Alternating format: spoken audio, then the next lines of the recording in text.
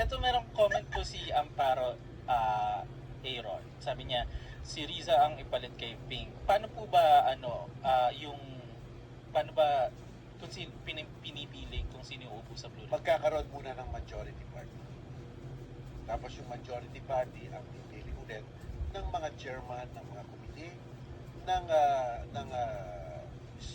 speaker pro tempore, pro tempore, mga minority, majority leader.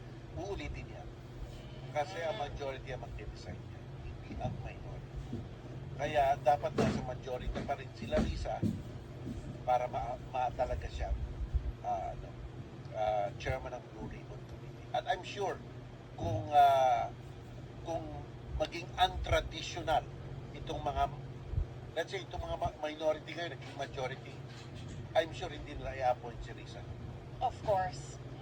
Kasi ano yan honest siya. Pero itong existing na ito, hindi sila pwedeng mamili ulit dahil bumaba si Senator Ping. Pwede silang mamili ulit. Ngayon, ang problema, mananatili ba ang majority?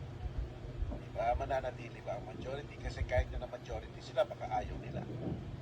And may mga bulong-bulungan po na may mga gustong lumipat. Remember, our politics is not based on ideologies and issues, but on personalities.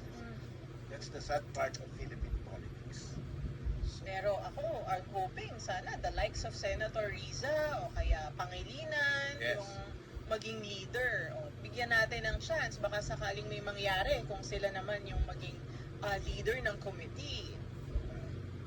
alam nyo, ang mga ordinary taong bayan, patuloy lang ang bayan. Nagtatrabaho sila para tumulong ng pera sa ating ekonomiya. Nagtatrabaho sila para ang mga teacher, para may mga matuto, mga ingyero, para magtayo ng building, mga abogado, para pumunta sa korte at magkaroon ng order dito sa ating society.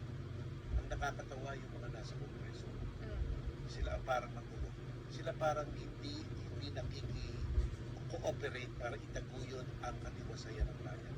Habang ang mga ordinaryong Pilipino ay patuloy lang ang buhay araw-araw nagsisikap ng ating ekonomiya at ang ating bansa ay hindi bumagsak.